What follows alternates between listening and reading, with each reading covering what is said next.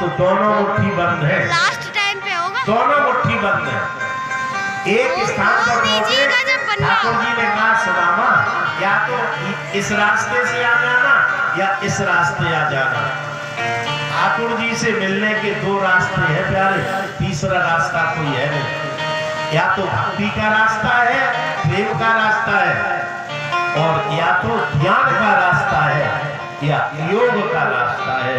और कलयुग में करना नहीं है, कलयुग में केवल भक्ति का रास्ता ही सर्वोपर है। कलयुग केवल नाम आधारा, कलयुग केवल नाम आधारा।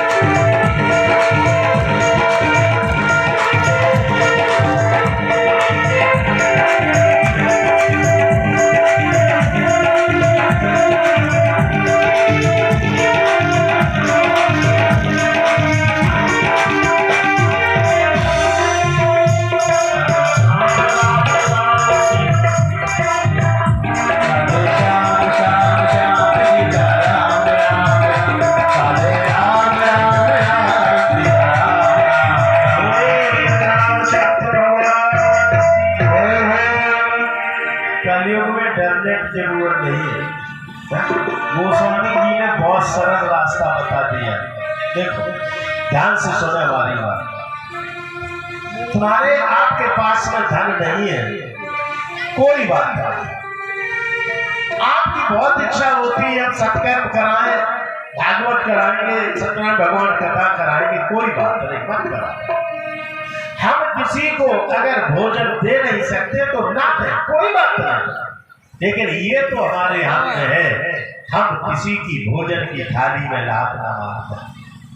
अगर अपने कर्म से किसी को हंसा नहीं सकते तो कोई बात नहीं, मत हंसाओ।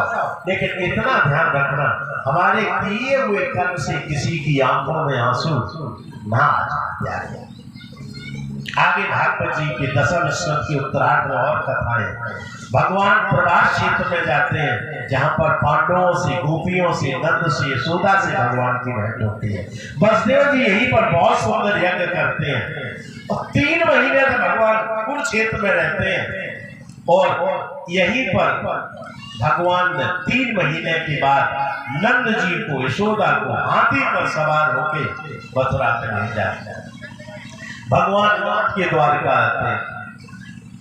संतों के द्वारा जो कृष्ण की यश गाया गया, देवकी ने आप ठाकुर जी के हाथ जोड़े, अम्मा नहीं है भगवान है, आप तो भगवान। देवकी ने कहा मैंने तुम्हारी महिमा को जाना तो भगवान हो, मेरे जो बेटा कंस ने मार दिए मैं उन पुत्रों को देखना चाहता हूँ। तब भगवान सुतन लोक में जाते हैं। बलि के यहाँ से वह मरीच के 6 बेटा जो ब्रह्मा जी के साथ से हिरण्यकश्यप के बेटा बनते हैं, फिर हिरण्यकश्यप के साथ से देवकी के गर्भ से उत्पन्न होकर काल कंस के द्वारा मारे जाते हैं और 6 पुत्रों को लेकर आते हैं और देवकी हुआ कर दे देते हैं। देवकी अपने पुत्र को देखकर बड़ी प्रसन्न होती है, उसे लगता है जैसे मेरे पुत्र छोटे ही है, और जैसे ही उन्हें स्तनपान कराती है, भगवान का छोड़ा हुआ स्तन है, स्तन का स्तनपान करते ही उनकी सदगति हो जाती है। तीनों देवताओं में ब्रह्मा विष्णु महेश्वर, विष्णु भगवान की पूजा क्यों होती है? भृगु के द्वारा तीनों देवताओं की परीक्षा ली गई है, ये कथा सुनाई गई। अर्जुन ने सुभद्रा का हरण कैसे किया, ये कथा सुनाई गई।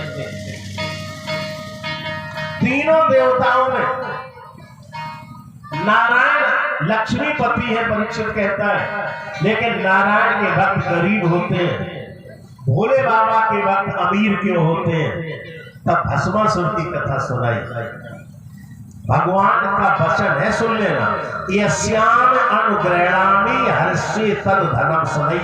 ये ठाकुर जी का वचन है, जो हमारे प्रिय हैं उन्हें हम ज्यादा धन नहीं देते।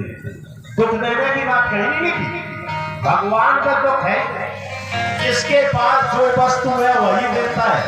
दुख मिलते जीव के अपने कर्मों से, और भगवान तो जब देंगे तब सुख देंगे, क्योंकि भगवान के खजाने में दुख है, क्योंकि वो करना निधान है, सुख निधान है।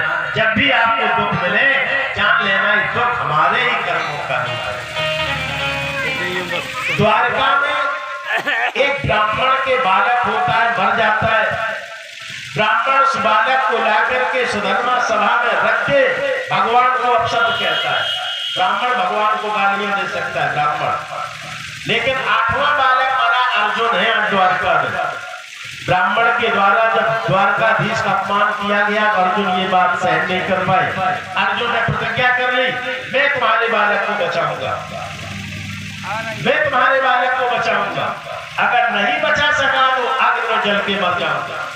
ये क्या कर रही है अर्जुन? पहले तो ब्राह्मण के बालक का शरीर दिखाई देता था, अब की बार सशरीरों में ऐसा शरीर ही गायब हो गया। अर्जुन 10 दिशाओं में देखा, स्वर्ग में, ब्रह्मलोक में, हर जगह अर्जुन ने ब्राह्मण के बालक को पूजा कहीं नहीं मिला। मानी जितना तुम सोचते हो इतना ही संसार नहीं है, संसार बहुत बड़ा है। तुम्हारी विज्ञान जितनी संसार की खोज कर लेगा उतना ही संसार नहीं है, उतनी ही भूगोल नहीं है जितनी भूगोल शास्त्रियों ने बता दी।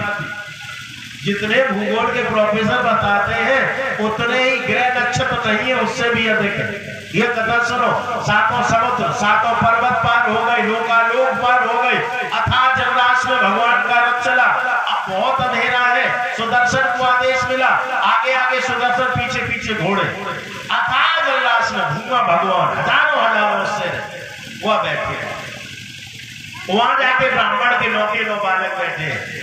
भूमा भगवान ने कहा, इधर नारायण का 20वां अवतार है, मैंने तुम्हें देखने के लिए ये लीला की थी। ब्राह्मण के 9 बालक आके दे दिए जाते हैं।